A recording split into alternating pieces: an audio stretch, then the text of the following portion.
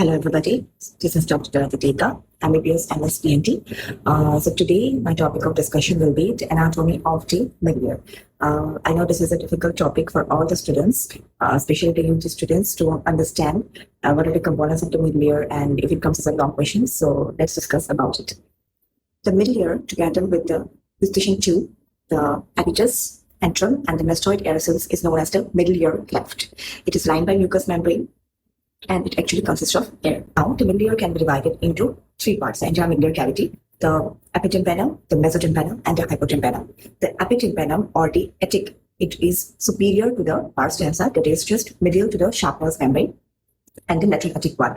The mesotympanum, or the middle ear cavity, is the actual middle ear cavity which lies just medial to the pars tensa, and the hypotympanum lying below the level of the pars tensa. Now, for our better understanding, the entire middle ear can be imagined as a six-walled structures consisting of the anterior, the posterior wall, the medial and the lateral wall, the roof and the floor. The roof is formed by a thin plate of bone, which is known as the tegmen tympani, and this actually separates the middle ear cavity from the middle cranial fossa. The floor, similarly, the floor is also by the thin plate of bone, which separates the tympanic cavity from the jugular bulb. The anterior wall also has a thin plate of bone which separates the middle ear cavity from the internal carotid artery, and it has got two openings. The superior one opening is mainly for the tensor tympanic muscle, and below there is another opening which is mainly for the eustachian tube.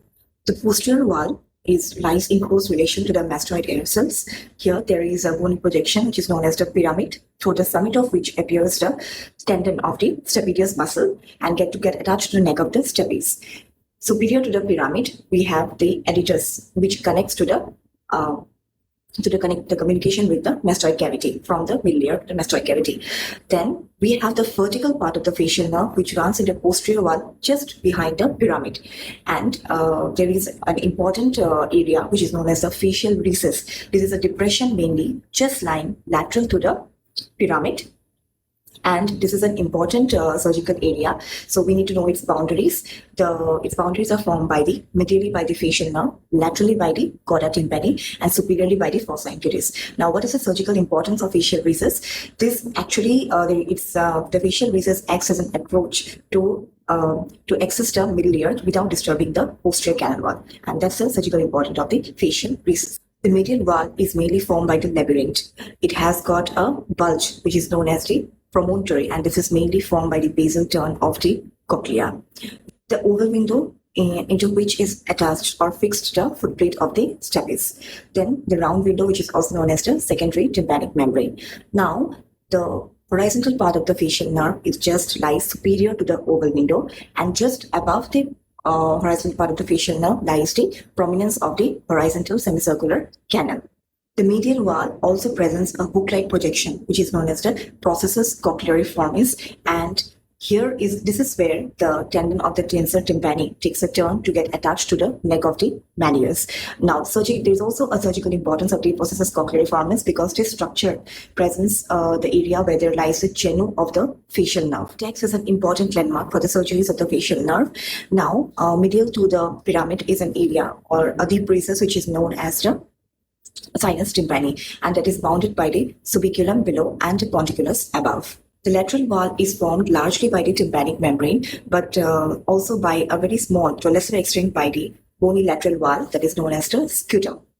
Coming to the mastoid antrum, so the mastoid antrum is a large air-containing space which mainly covers the upper part of the mastoid bone. It is communicated with the middle ear cavity to the attic through the adductus, and the mastoid bone. Also, there is a mastoid antrum, the lateral part of the mastoid antrum.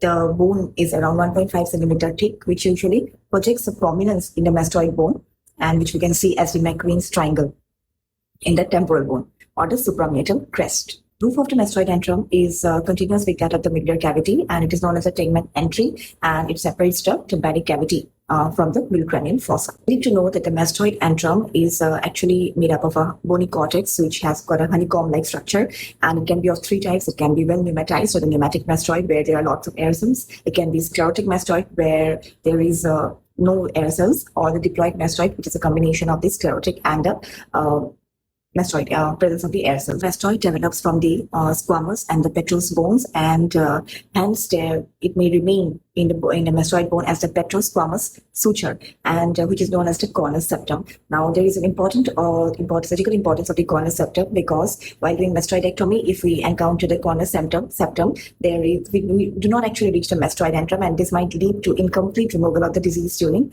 mastoidectomy. Ossicles, many 3 main ossicles, the malleus, incus, and the stapes.